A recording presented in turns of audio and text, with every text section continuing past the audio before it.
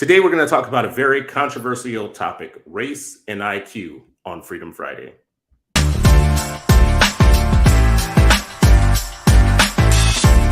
It is Freedom Friday, and you are still not free.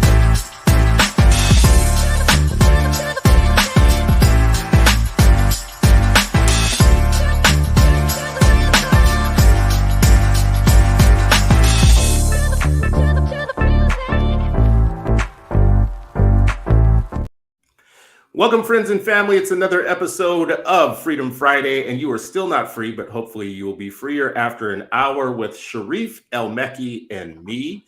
I love that intro, brought to you by my firstborn son, who I'm proud to say is my pride and joy. Look at the great work that the next generation is doing. I'm old and done and should retire. The next generation is here. They're doing good things. You can't retire until you get grandkids, bro. That's true. That's true. You say it. You better say it, brother. Yeah. Until a black man has grandchildren, he has not been fulfilled.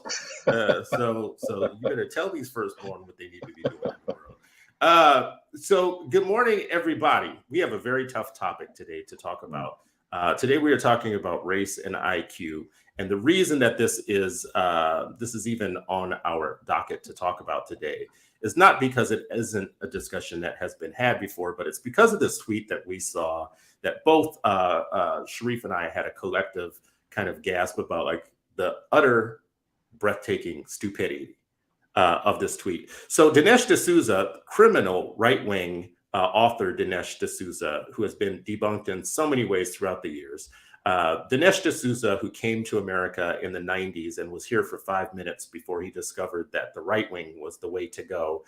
And he started writing anti-Black and anti-affirmative action and anti-Black history diatribes as a way to escalate his public profile and to make it big in the United States. This is actually a model that we should talk about a little bit today of how you can succeed in America. One way to do it is to, just adopt a completely anti-Black public profile that debunks everything that civil rights advocates and activists have been saying for years about the way that the United States is not fair, does not have fair systems in the courts, in policing, in banking, law, commerce, in all areas of life activity.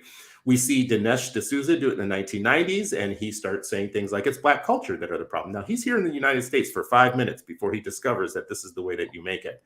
He starts blaming Black culture for all of Black problems. Nothing to do with history, nothing to do with systems, nothing to do with the empirical knowledge that we have about the way that American systems don't work for all people equally.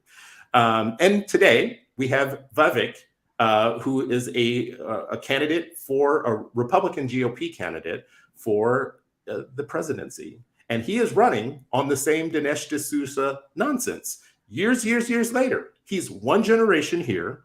He came here with immigrant parents, Indian immigrant parents, and he learned quickly that the path to becoming the attaboy, the pick-me, the guy that gets all the kind of attention is not just to succeed and blend into American society and be thankful for the fact that generations of African Americans, indigenous people, and immigrants prior to him built this country that he did not buy into.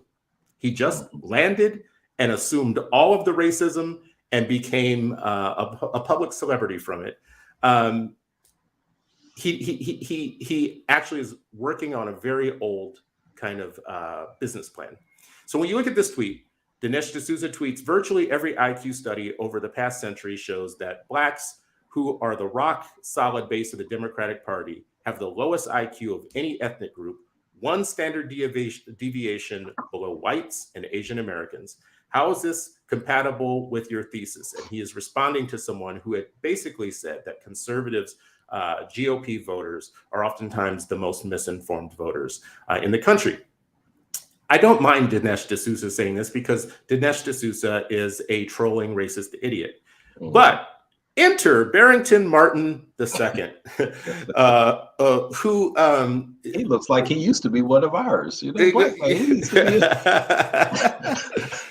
So Barrington Martin, who confiscated it? We should confiscate the Black card. He actually, and we found this out just before going on show today, that he had previously been on a show one of our shows at Post. He doesn't respond to Dinesh by saying this is deeply racist, offensive, and what's the purpose of kind of just trotting out the same old kind of racial trope about blacks being less intelligent than whites. He says this offended a lot of people. If it's true, which an overwhelming majority of statistics say it is, what are facts offending people? Shouldn't we investigate to solve the issue? His response is so deeply insufficient as a response that, Sharif, what you just said is true. Whoever is in charge of giving out black cards might want to reconsider their process because somebody snuck through. And we are entering a coon-off where there are like multiple people online with black profiles who are trying to live the Dinesh Vivek business model, which is just to say everything most offensive about blacks you possibly can for white entertainment so that you can rise up the ranks faster than someone that has to do deep intellectual thought. So there's my big setup for the show today. Sharif, I would want to know, we're looking at this. And this is Twitter nonsense, but what would we say about this in terms of our show's premise, which is us learning together and teaching each other? What will we teach each other about this particular situation? Yeah, you know what, and I recall a couple of our high school teachers actually diving into this, you know, across multiple different scenarios and grades. And one of the things that they looked at is like this philosophy, this IQ, like where did it originate and who helped originate it? Who were some of the proponents of it, right? And so they're looking at this timeline. They're looking at not just the people who were promoting this, but what policies it supported, right? So if you have this kind of, idea that there's a group of people who are inferior, then you start looking at, okay, well, where did this, who isn't, who's viewed as superior, right? And then you start looking at white supremacy and then black inferiority. Okay, what policies are now being implemented, right? And it's a consistent thread of, oppression when you can think of this, and right? Like anytime you can subjugate another group or minimize another group or make them less human, subhuman in the minds of people, and then find studies to say like, yeah, this is true. Oh yes, this is true, and keep promoting it. And ultimately, what we want the students to be able to do is be critical thinkers, and because we don't know which idiot is going to come next in their next lifetime. We might not even be there to read over their shoulder or give them other things to counter it. We need them to be critical thinkers and think like, okay, when I encounter something, what are some of the things that I should think of? What's my intellectual rigorous exercises that will help inform me what's something to investigate and what's BS? And, I think ultimately that's what we really want our students to do, because we don't know who's next. Barrington today, what's his name? Dinesh DSouza. Dinesh DSouza today. We don't know who's coming tomorrow, but we know who was yesterday. We know who's today. We don't know who's tomorrow. They have to be able to encounter, and they have to be able to teach those grandkids you're waiting for how to counter it as well. Just how to think. Like, right? Like, that's the main thing we have to do is help people learn how to think. Well, I mean, that seems like a tough task when hell of a tough task. We're surrounded by idiots, so yeah, absolutely. I mean, we have people that are hungry for confirmation of the fact that Black people are inferior. Oh yeah. So any information that comes through their feed or their algorithm that justifies that particular belief, they're hungry for it, so it satiates them to see it. So there's a market.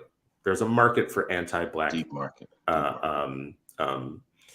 instigation. And this is the reason why, I point out the business plan. It's not to be mean to Barrington, to the Candace Owens of the world, to the Ian Rose of the world, to the Black conservatives of the world who gladly play along with this and don't defend Black people when these kind of just scandalous attacks on the Black intellect are afoot. It's not just to pick on them. It's just to say, I get their hustle. I see the business model. They're serving a market. There is a market for anti-Blackness that has taken place. The reason for that market is that America has always needed a reason to justify the harsh treatment that it was giving to Blacks. there was a point in which they justified it by saying Black people were not people. They didn't have a soul. There were parts, like when it came to, well, but they can be baptized as Christians. They said, yeah, but not really, but it's hereditary. The way we're treating them for money and for profit actually has a moral basis to it. There's like a reason to do it. So the justification, the need to justify the ill treatment of Black people in the United States has a long history that starts with religious reasons, that you can enslave Black people and you can treat them harshly, to political, to economic. But a lot of it was based upon the condition of Black people being deserving of ill treatment. Somehow we didn't have a soul, or we weren't full people. We weren't full human beings. We weren't equally as intelligent. The whole IQ, eugenics, hereditary movement tried to impart onto us, like what the Bible had done previously, like the curse of Ham. You were cursed by God, excuse me, and that's how you got your black skin. Yeah, so it's your fault. So today, the version of that today is to say that anything that is going wrong with Black people in their lives is inherent to them. It's either their culture, their family structures, the way that they see the world, their victimhood mentality. It's just all feeding the same beast, which is longstanding. Our kids should know and should be taught to identify this trend and not to be gaslit by the powers that be. And the thing about it, like, there's a continuum of poor intellectualism in all of this, right? You have folks that confirmation bias, like you believe some, and bias is again, scientific term. Everyone has some biases. Some biases are actually healthy, right? There's some biases that are deeply problematic and are racist in its application. But when you have confirmation bias, you believe something, and then what catches your eye are things that confirm your bias already, and then you take it further, affirms and confirms what you believe, which is like it's almost like remember back in the day, they don't have it this much anymore, Chris, but when we used to watch TV, every movie had quicksand in it. Everybody was caught in quicksand, and no matter what, right? So, and that's how I look at some of this, the confirmation bias. Like we liken it to quicksand. You're in it, and you're just constantly sinking, and you're grabbing onto more things, and you're sinking deeper and deeper and deeper into this hole, because you're confirming. You haven't done the critical thinking. You're just grasping on. Yep, see, I knew it. Yep, see, I told you. Yep, see, I did. Right, and we all have to really be, thoughtful about it. I remember when I was younger, I had confirmation bias, like bad drivers. I would assume who the bad driver was. And even though when I think about it intellectually, the times that my prediction was confirmed was probably such a tiny percentage. Not probably, it was such a tiny percentage.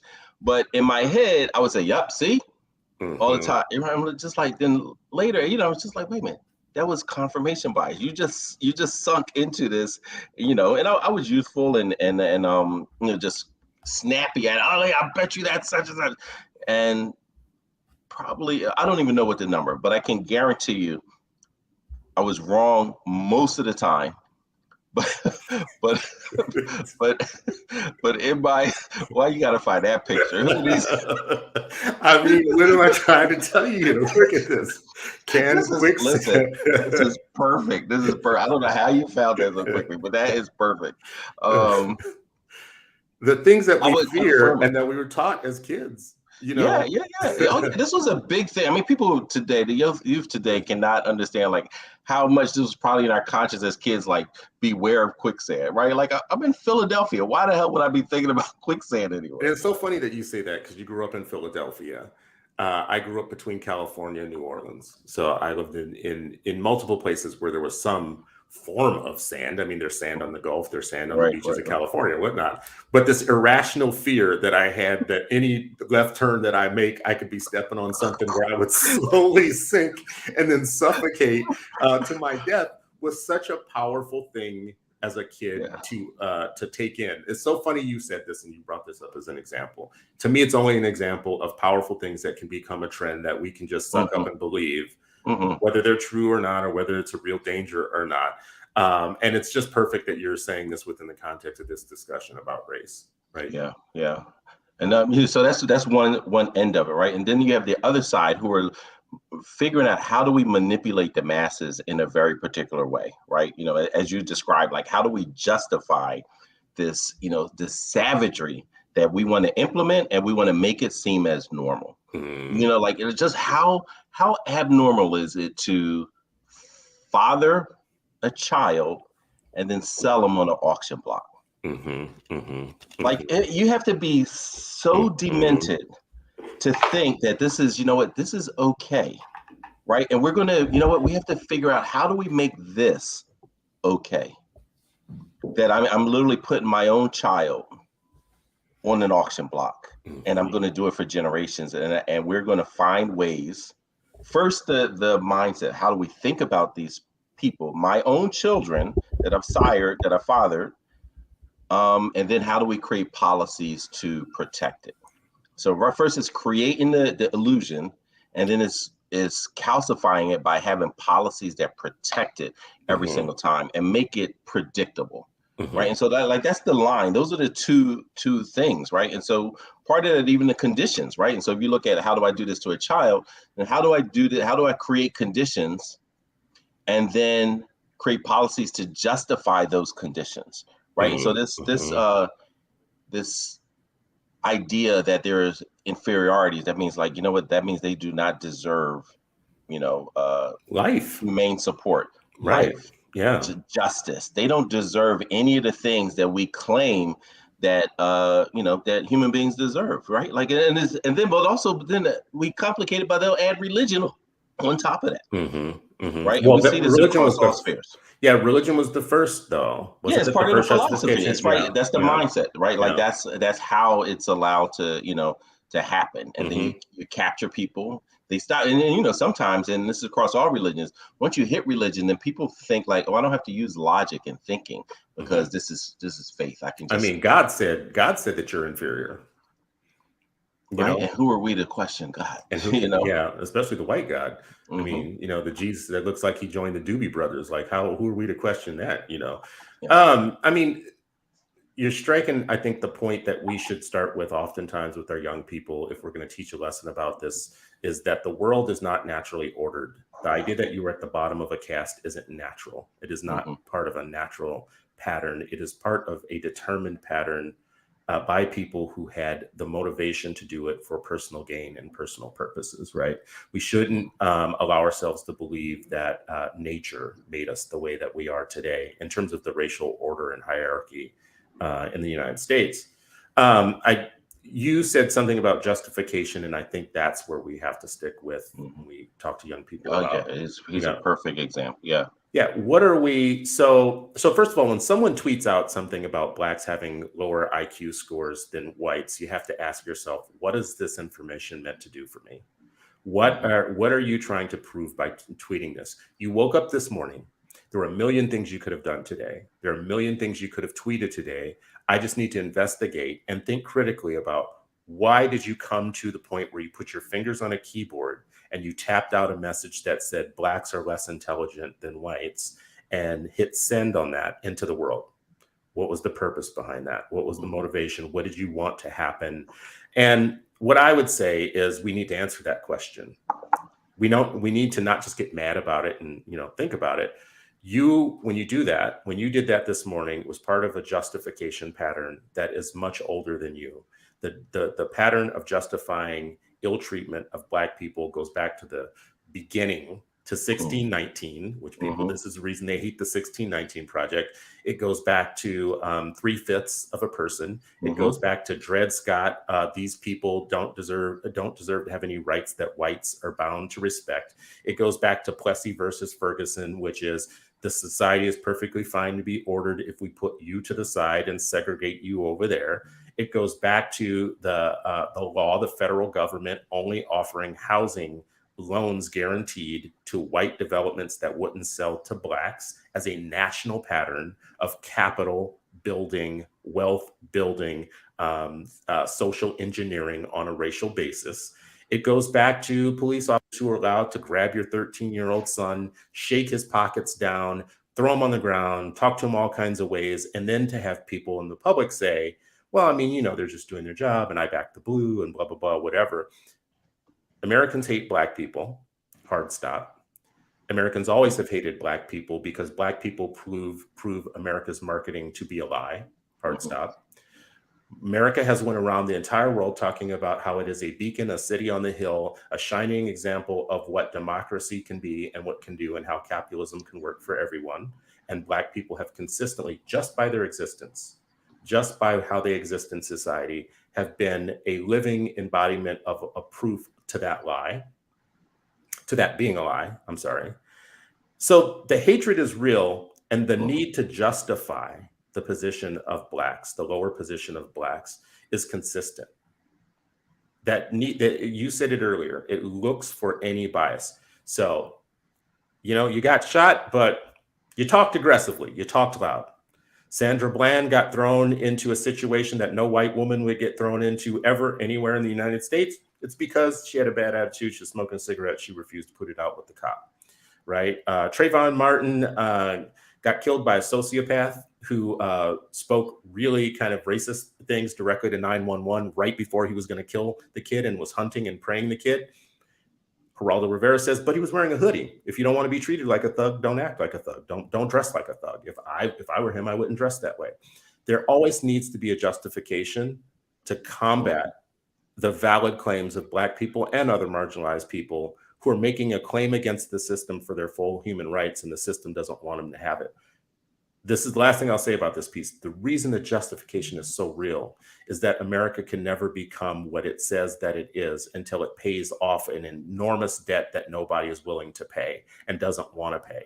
You might have to give up a few of your yachts as the privileged class. You might have to give up a few of your first person kind of privilege items for America to become real.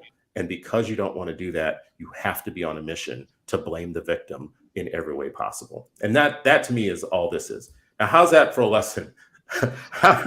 Listen, it's the real lesson, man. I mean, one of my favorite things, the constant themes when I was a classroom teacher with my 8th grade, history and literature course, was really helping students start thinking about, no matter what they read, no matter what they encountered, was whose voices, perspective, and experiences are being centered, and whose is being marginalized and why.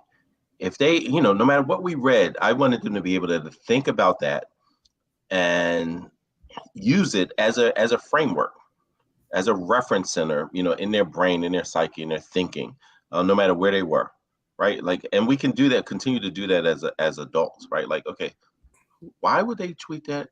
Who's being centered?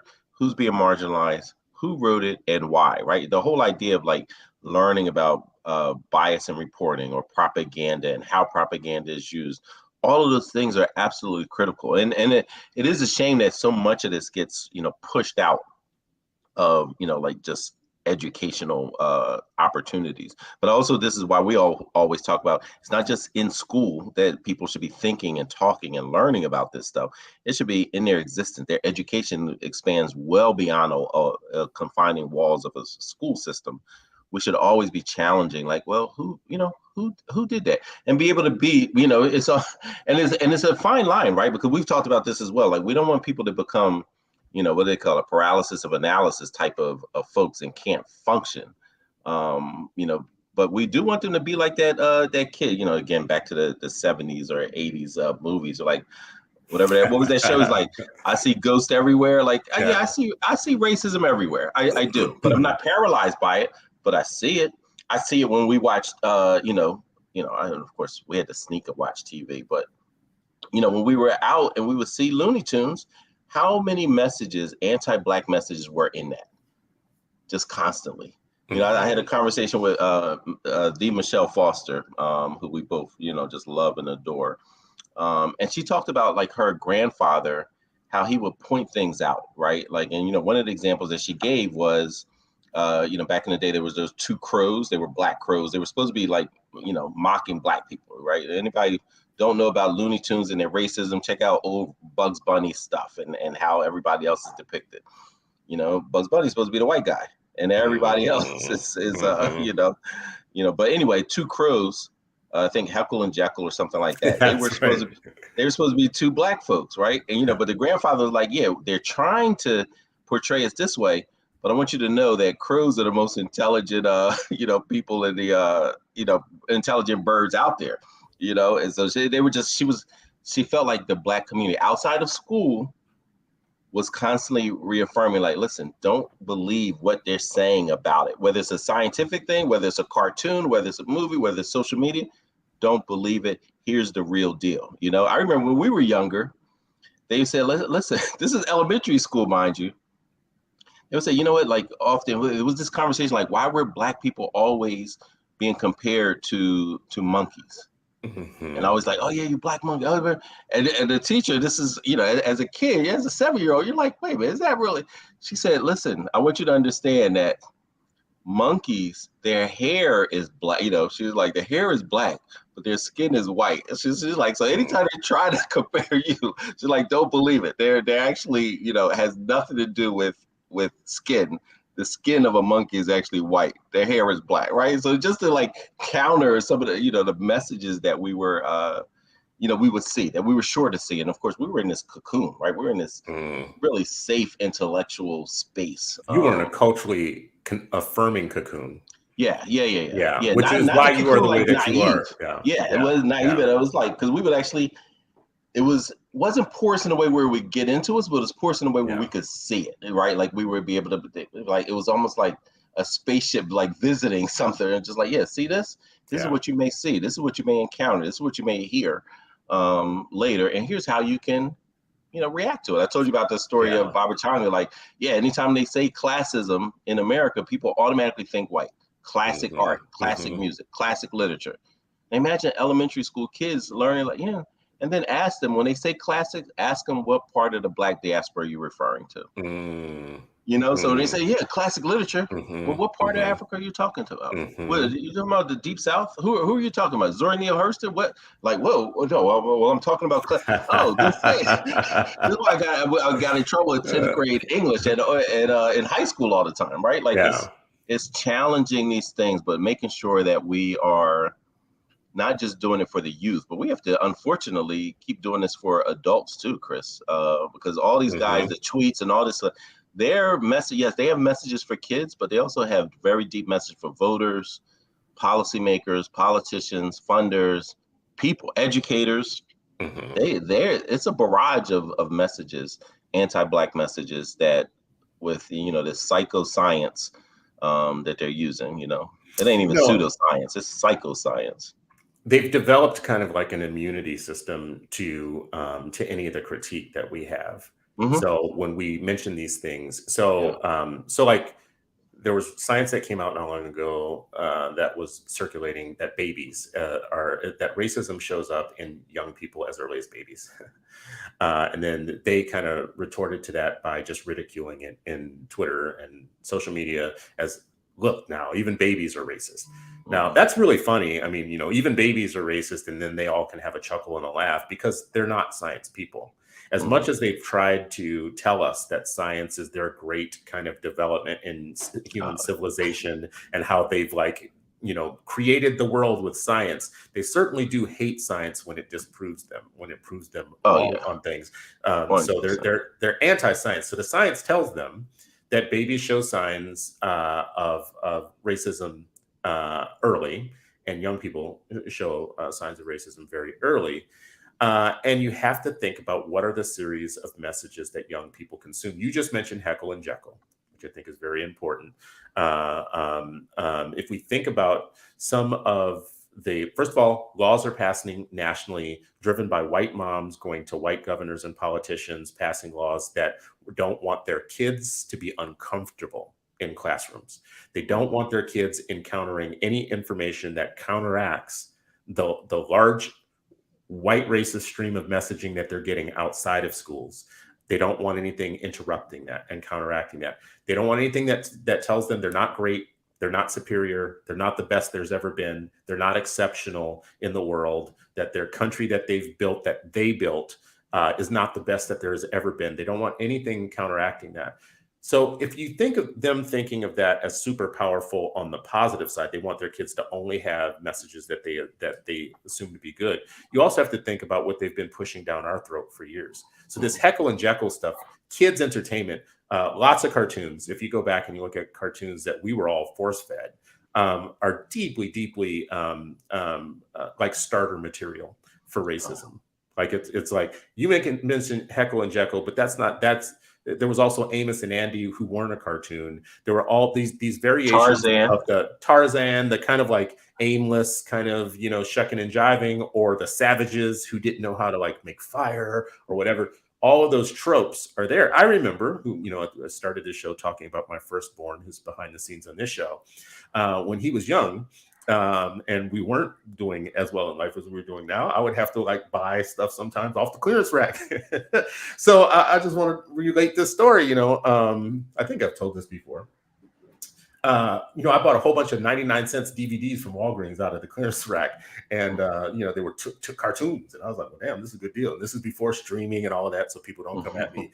We didn't have streaming, we didn't have any of that. This was like go to Blockbuster and pick up some things on the weekend for your kid to watch. Anyways, I didn't even think about it, but put one of them in and then went about my business, was cleaning somewhere, and I heard something about Japs. I was in another room and I just heard Japs, and I was like, yeah, wait. What the hell is this? And I come in, we had bought a Superman DVD from the 1940s that had Superman going over to Japan and beating up the Japs. And the Japs were Japanese people, drawn so crazy and whatever. And I had to shut that off so quick and shut it down so fast. But I thought to myself, it has never left me. I have remembered that all in time. First of all, of how on guard you have to be about like what you're putting before your kids. First of all, that was like one lesson, like be on guard as hell. Because I just popped it in. I was like, it's Superman. How bad could that be? Right. Anyways, but there's also a level of propaganda. This was aimed at children. They were using Superman to train young people. So now think about the generation who we still interact with that grew up on all these variations of racist kind of baby material. Right.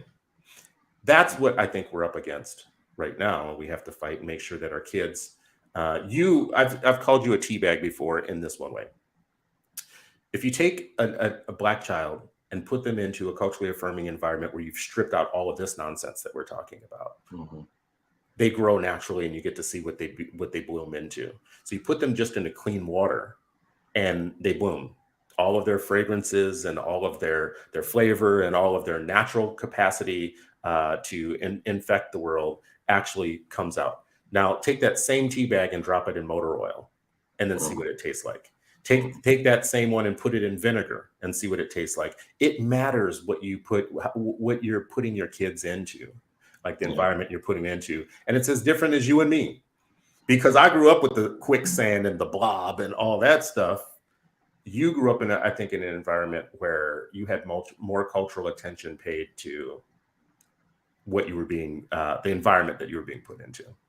Yeah, I mean, and just that level of vigilance, I think is important. There's also, like just child rearing. I mean, this can go in so many different ways, like child rearing. So as kids, we're just like, we're being deprived, Now as adults, I'm just like, we were being protected, but we swore we were being deprived of all the goodness of, what my mother would call the boob tube. And, just like, why do you hate TV so much, Mom? Like, you know what I mean? Like, but like, as I was maturing, I saw like, oh, this is what they're talking about. Oh, this is what they're referring. And the thing about it, to still see so many,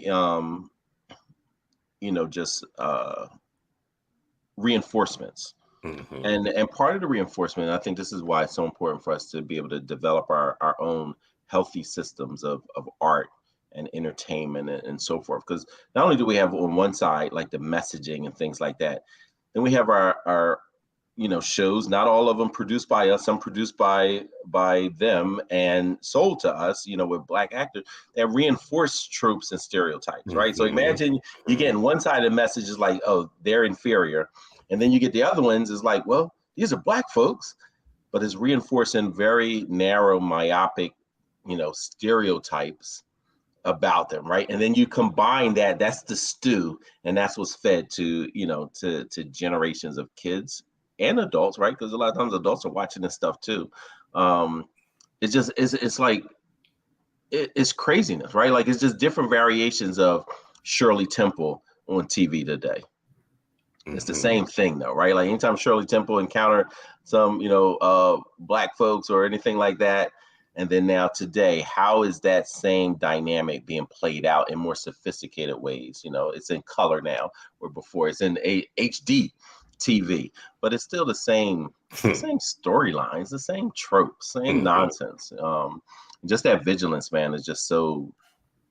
Yeah, I mean, you can't do it alone. I mean, it literally. When people talk about like the village that it takes a village to raise a child, we all know that Hillary Clinton made that up, right? Yeah. That was original.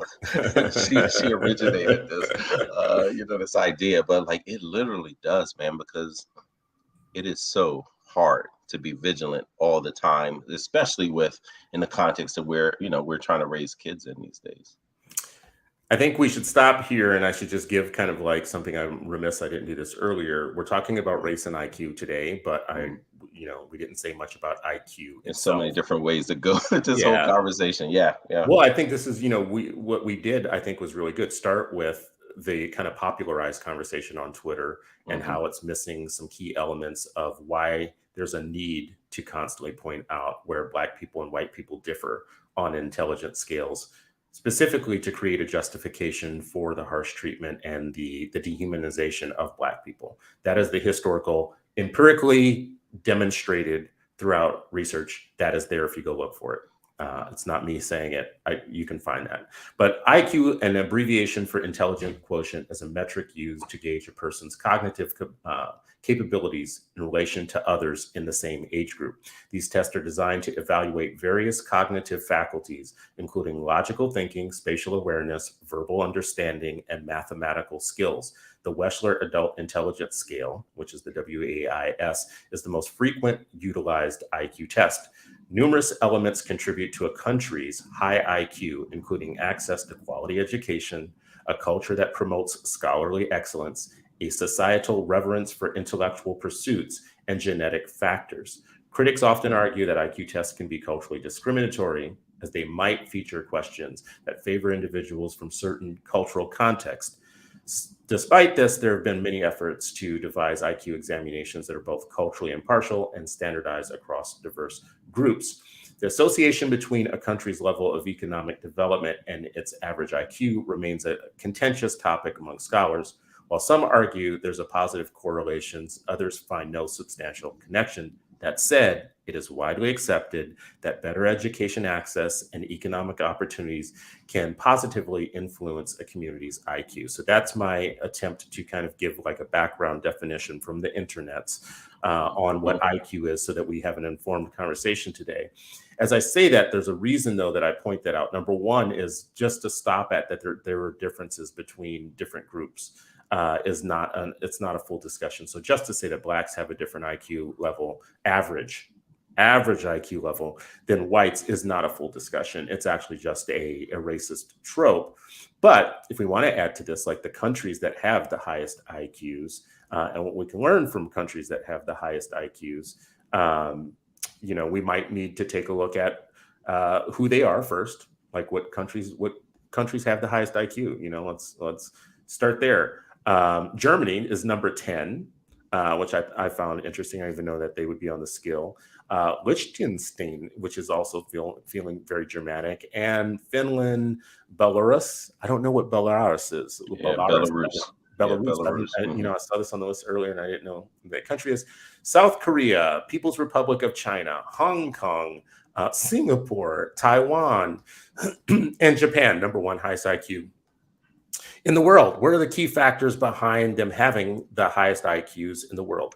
Access to quality education, nutritional intake, cultural attitudes towards education, genetics, socioeconomic factors, environmental factors, parental education and involvement, early childhood interventions, and emphasis on critical thinking.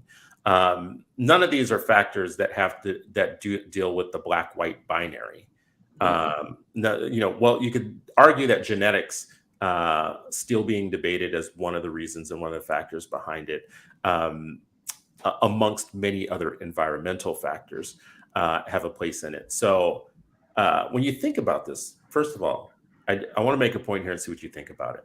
If you look at all these countries like Japan, Taiwan, Singapore, Hong Kong, People's Republic of China, even going all the way up to Germany, they have a very different government structure than the United States have.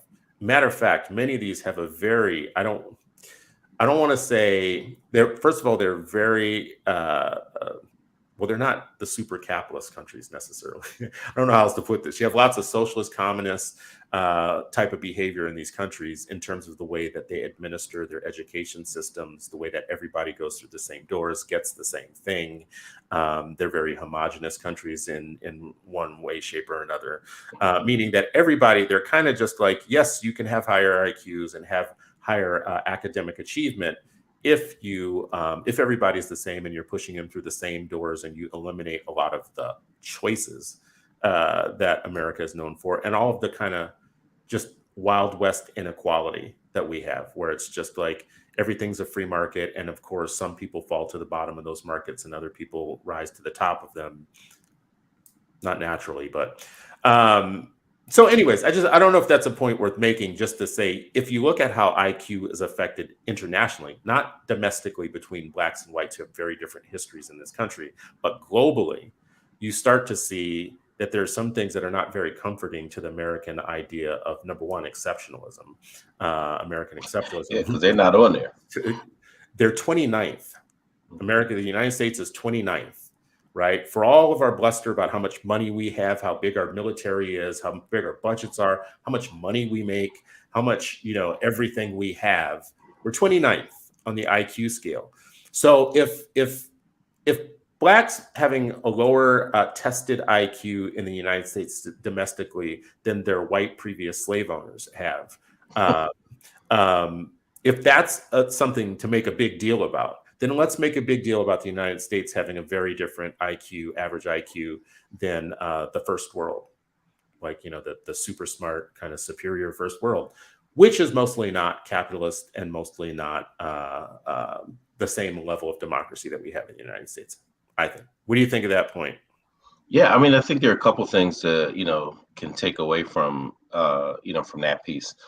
You know, one being that, you know, you mentioned, you know, homogenous countries, you know, so that means they have a, you know, because all of this, you have to choose what you're going to decide are as the cultural norms that you want everybody to believe in, right? And so I can guarantee in the Germany, it's going to be about white people, white philosophers, white this, white that, right? Like it's a white country, a very, very white country.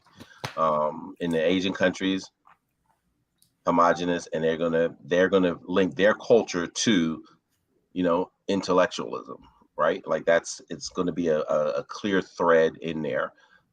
In America, like one of the things that's the constant pushback is here, even though it's a diverse country in some aspects, in some places, and all those kind of things, and overall the population, we see it in schools.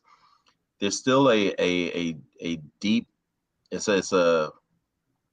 they're still choosing which culture you have to understand, right? And we see this sometimes. Some of our friends are like, you know, what's the canon, right? Because some of the, you know, this test, SATs, all these other things, it's like the canon that everyone doesn't necessarily subscribe to, but that's what you're going to be tested on, right? It's like, this is what we believe you should know to be a good American, right? Mm-hmm. Like in Germany, the test is going to be like, this is what you need to know to be a good German.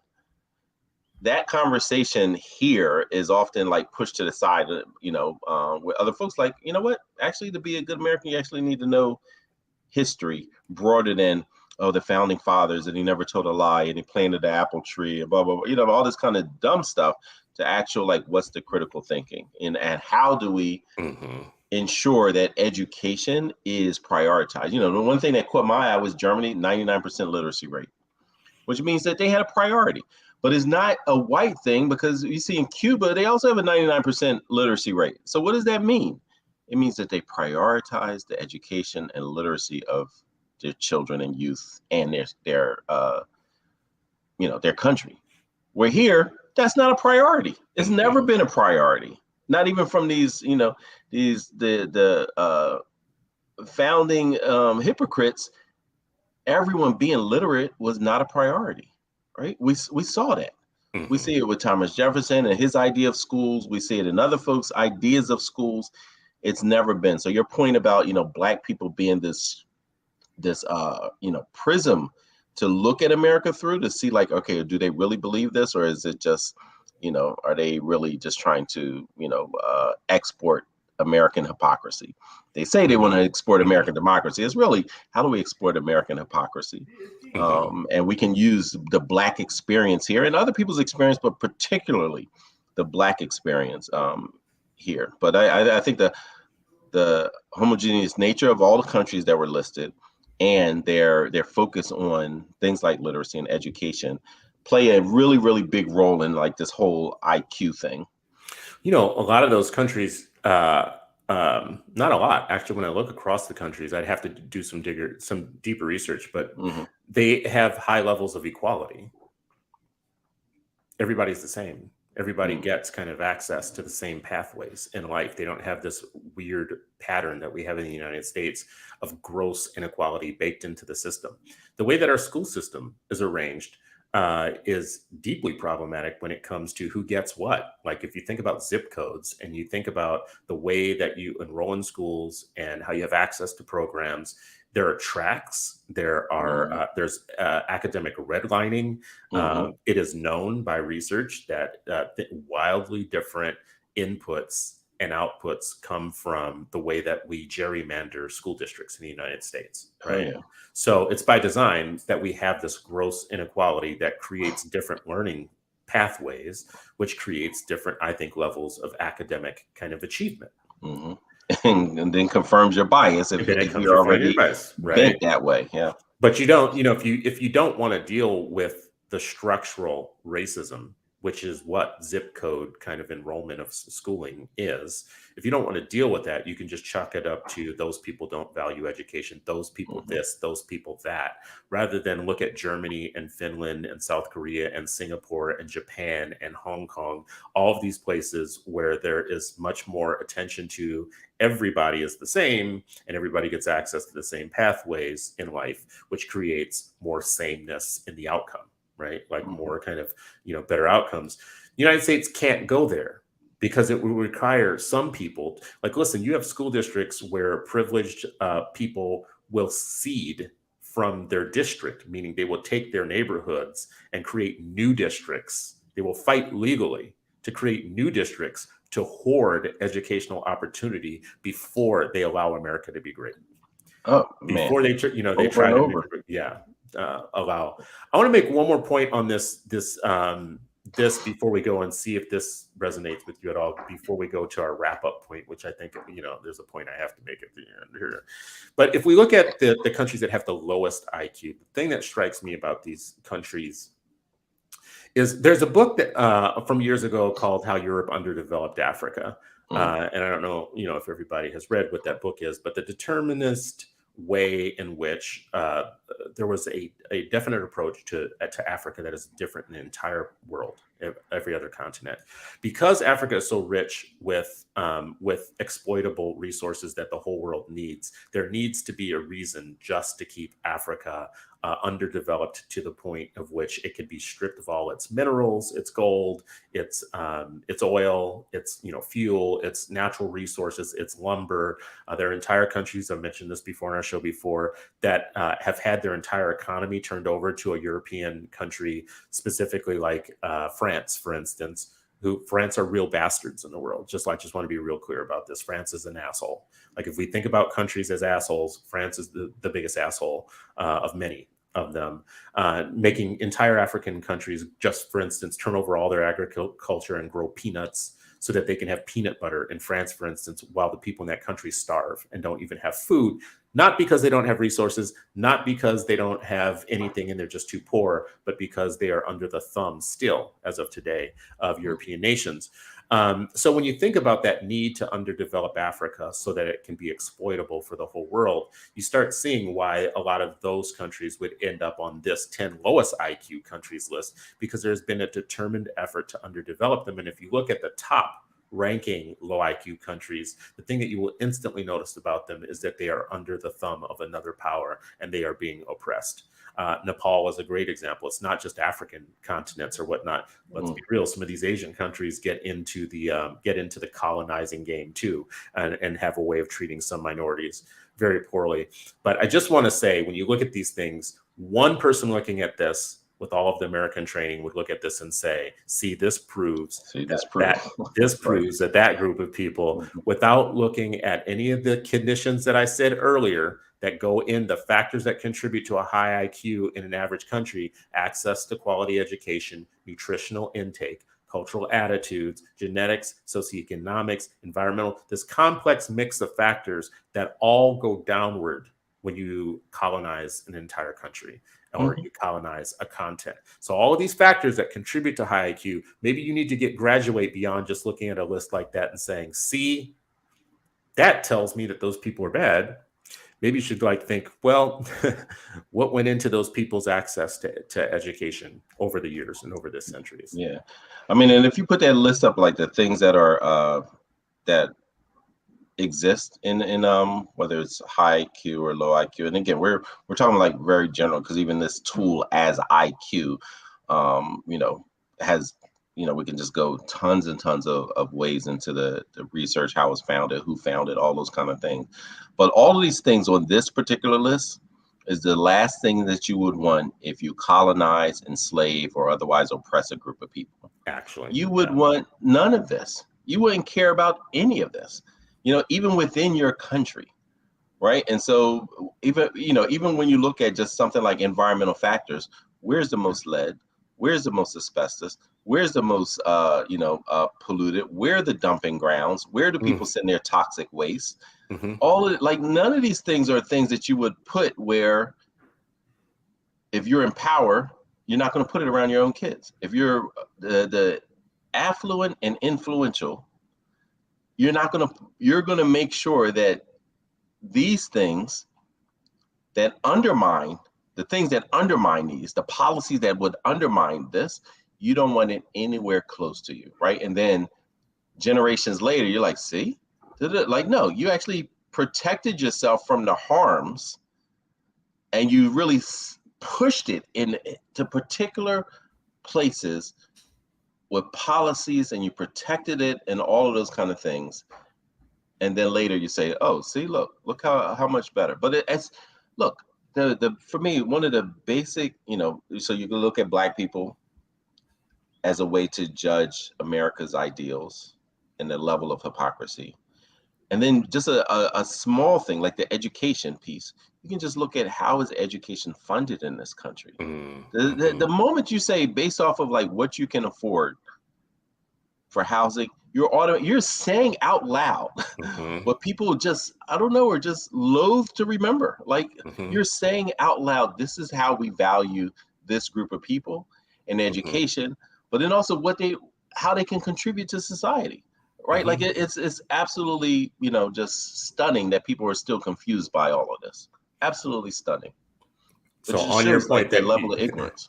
On your point, you just mentioned something that I think we should point out in terms of references. If people want to not just listen to the show, but go to other references, go to the book The Color of Law and read chapter 3 and chapter 4. It will show you how America built ghettos on purpose. When we talk about redlining, I think we're talking about a concept that people think that they understand, but they should actually just go and look at the particulars about how the federal government, through their housing programs, their official national housing programs investment, created the white middle class by creating areas where they induced and enticed white working class people to leave neighborhoods and go to suburbs and go to places where they would invest in supporting them with mortgage loans. They would create these enclaves of white kind of middle class family areas that had very specific rules on how the houses could be organized and designed, had very specific rules of who could live there and how they could get in. They provided them with down payments for housing, and they urged them as their patriotic duty to leave the urban areas and leave apartments. They had an entire national government. Better be racist, bro. Like, they had an entire government campaign that was like, it's your patriotic duty as a white family to leave apartments and to buy a house, and we will help you. And they invested in that. At the same time, they crowded Black people. They excluded Black people from that particular program on purpose, because there were only 2 qualifications to get in. You had to be a white family, and you had to sign an agreement that you would never sell your property to a Black family, right? And at the same time, they were crowding Black families into zones that were zoned for industrial use. So they were actually crowding us on top of each other in slums where you had multiple family dwellings. You had too little housing for Black people. So it created slum-like conditions. So when people talk about how come your families are different than ours, and how come you have different values about where you live and all that type of stuff, and why you tear down your own society and all that nonsense, stop being stupid. Read the research. So before you talk, read the research about where that came from and how it was purposely built and designed by the United States government.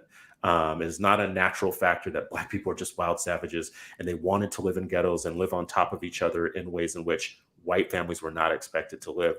But the thing that you said just now that I think is so important to jump on this, and please, people, go read chapter 3 and 4 of this book. Get the book, read chapter 3 and 4. There's no way you can come out the other end of it saying anything other than the research proves that the conditions that we face were purposely built by the United States government and by white people for the benefit and at the detriment of Black people, for the benefit of white people at the detriment of Black people. But this point that you mentioned, think about this. They crowded Black people into areas that were zoned for industrial use and business use on purpose. The housing was at a much higher cost to Black people. They weren't given the favorable conditions in their loans, so they were kept poor.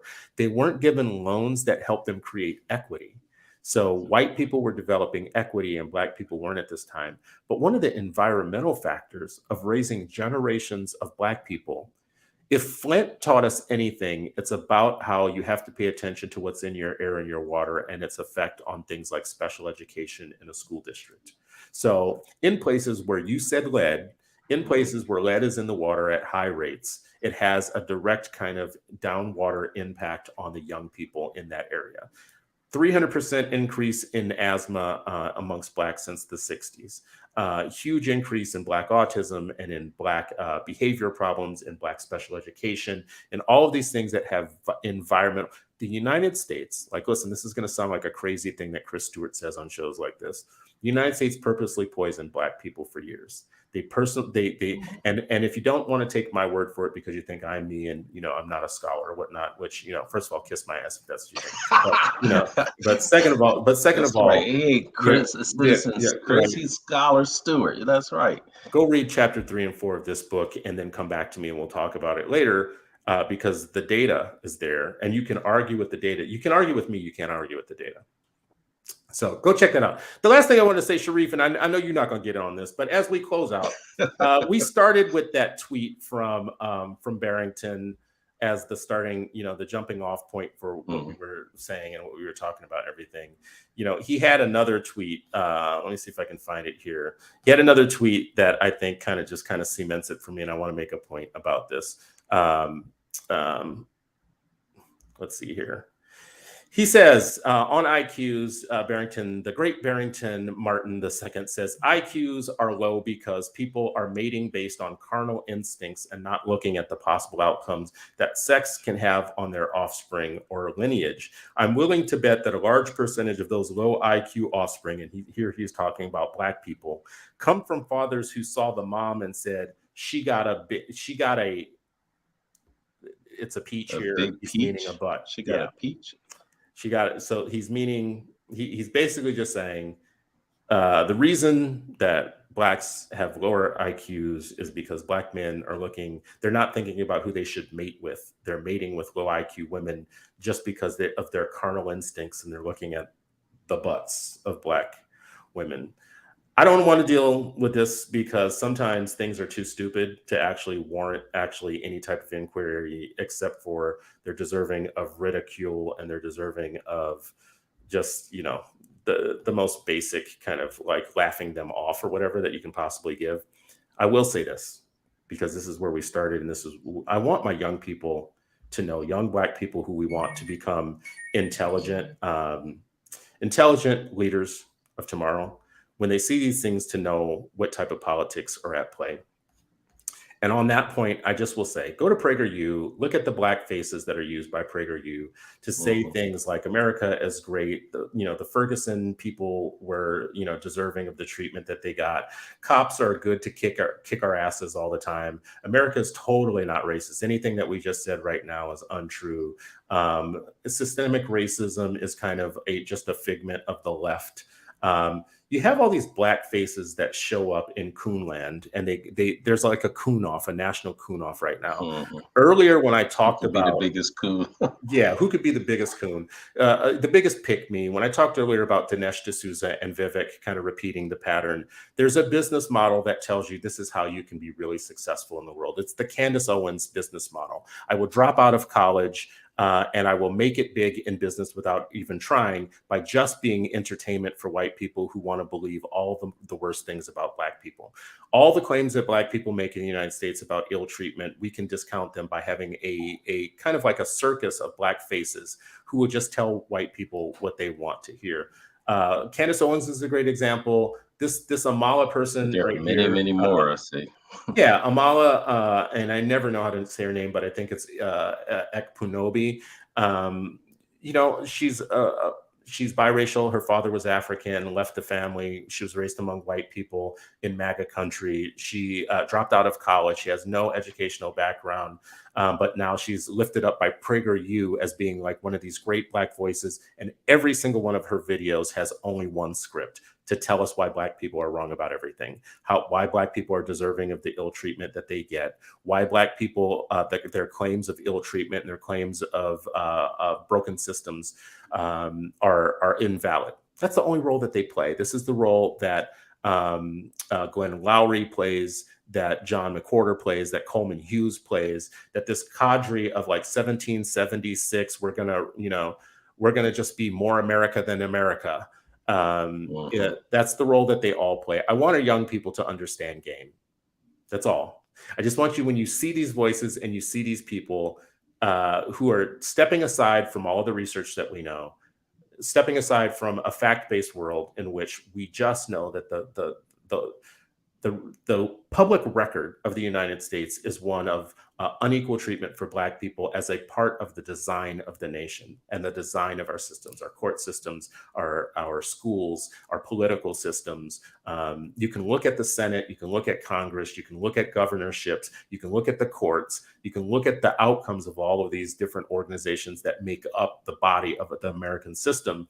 And you can see that there are detectable patterns of discrimination that are longstanding against certain marginalized groups, none so more than African Americans. If you want to bypass that and step aside of that, there is an entire business model that will lift you up if you just discount everything I just said.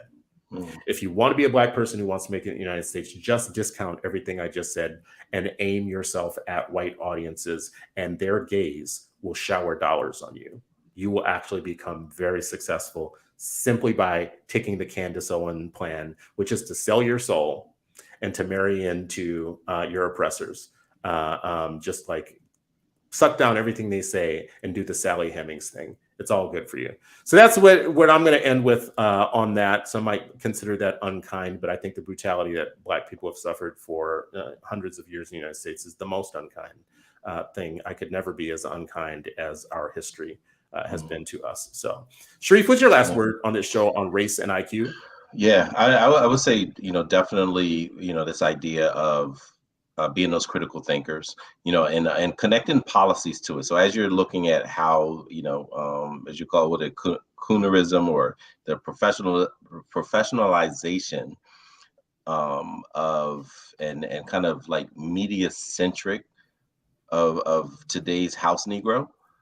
Is exactly what, some of those names that you see on those, or all of them, if they're on that site being featured, then they are the House Negro of today, and they have, media and social media backing them, like, polishing the idea of being a House Negro. But I really push, our youth to really look at, to be a critical thinker, you also have to just make sure you're seeing how this rhetoric, how these myopic views, how these really, entrenched views shape policy, right? So when people take, the bell curve psychoscience, and then use that to say, hey, we're going to defund Head Start. Or we're going to, make these laws for welfare. We're going to use this for mass incarceration. We're going to use this to underfund, right? Like, and continue. So when we can have the lawyer for Pennsylvania's legislature say in open court, right? Like, it's almost like, wait a minute, does he realize there's a stenographer in there? Like, literally say, like, why do we need to educate these people? We need people to build pizza crust. So they don't need high levels of math. We need folks who can make pizza crust. Like, what are they saying? And then how will they bend policies around funding, around education, just around like all types of justice, environmental, housing, etc., economic? How will they bend it to make sure that they are shaping the America that they want, which is really the America that the founding hypocrites wanted? That view, that image, that desire has remained consistent, regardless of whether it gets covered up sometimes or whether it's out in the open. Many of their desires have remained the absolute same, and just the vigilance that it takes is absolutely critical. Like, it's critical. But the rigorous intellectual traditions of our people has to continue. We have to make sure that we're sharing and talking and reading and discussing and helping everybody connect the dots, including ourselves, because never know when we may ingest this this nonsense. I appreciate that, brother. Thank you for another great show, Sharif. No, thank you, man. Thank you. To our friends and family who've been watching and giving us comments throughout the show, we appreciate you as always. Please share the show with your friends and family. We are building a bigger audience in this new run of the Freedom Friday show. Give us some thoughts wherever you subscribe to us. Leave us some comments that let us know what you want to see in the show. What are more things that we can do to create very special, informative, educationally engaging shows for you, but also for our youth. We appreciate you as always. This has been another episode of Freedom Friday. And as you can hear by the sirens outside of my Chicago room here, we are still not free, but hopefully you are freer now than you were when we began this show. We'll catch you on the next episode of Freedom Friday. Take care and be